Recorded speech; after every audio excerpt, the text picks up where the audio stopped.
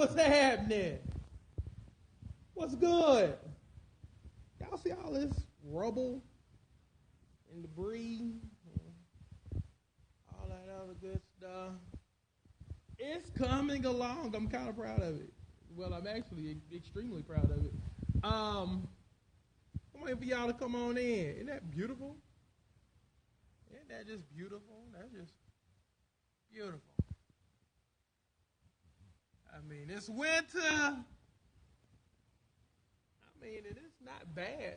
I actually had an opportunity to go play around of golf today. I had a little time.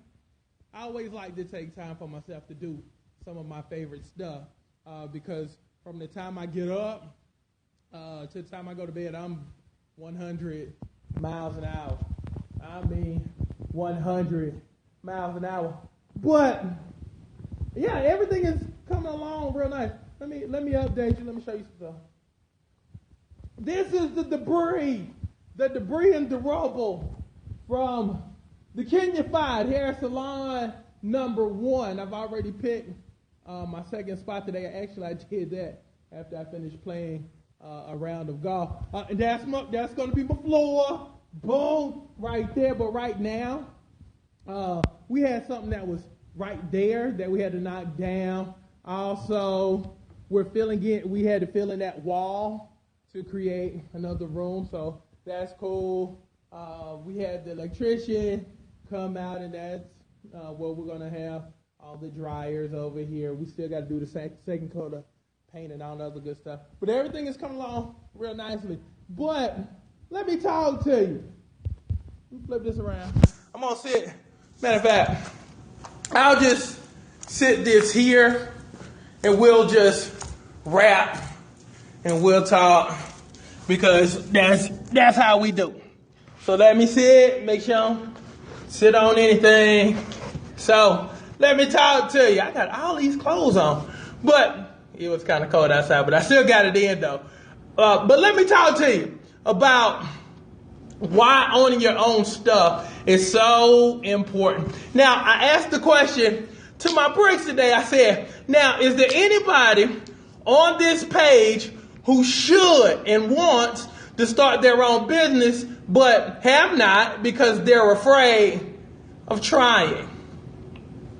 We've had almost 100 people, basically throw up their hands and say, me, coach, I'm that person. I'm the person who's afraid. I have this idea, but I am afraid. Okay, what you have to understand is this. Everybody is afraid of something, but it's all about how you choose to use it. There's not a single business person on the planet who, don't think, what if that. But the thinking is different. Let me tell you how folks like me think. I'm more afraid of not knowing.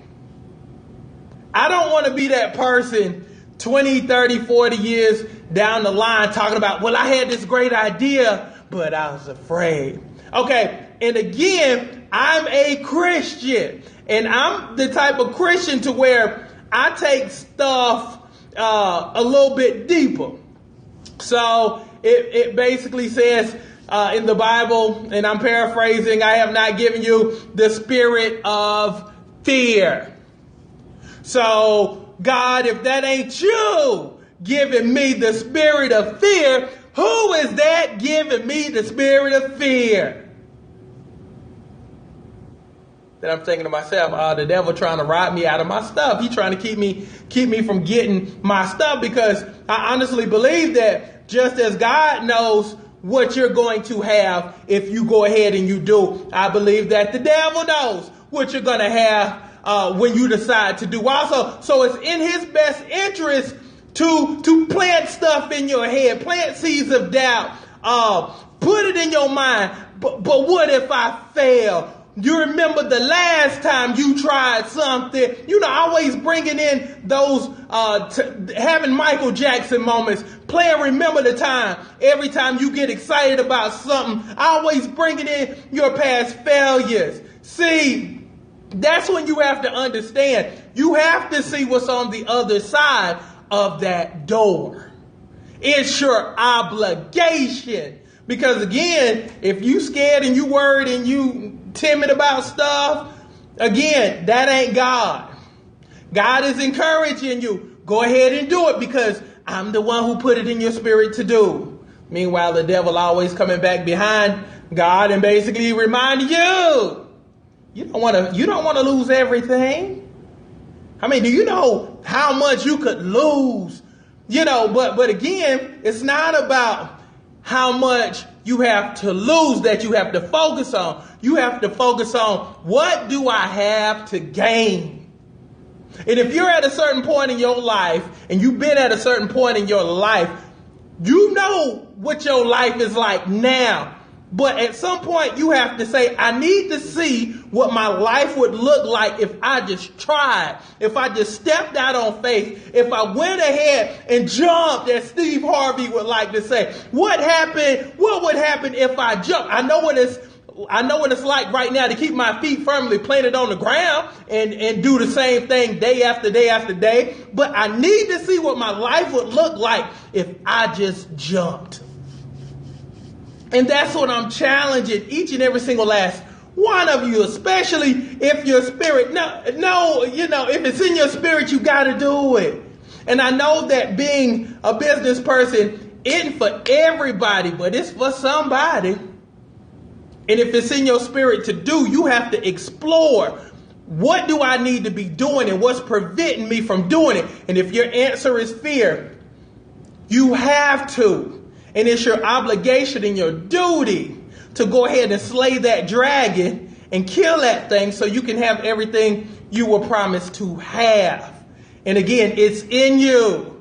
And I always remember, faith and fear can't occupy the same spot. Either you're faithful or you're fearful. And if you're faithful, you know who you serving fully. And if you're fearful, you know who got you bound up and tied up and locked in. Again, you got to step out on faith, not based upon the stuff that you're comfortable with. That's not real faith. Faith is basically saying, I'm going to do it. I'm going to try it. Not only am I going to try it, I'm going to do it. But not only am I going to do it, I'm going to succeed. And I'm going to do it in a way that only God can get the credit.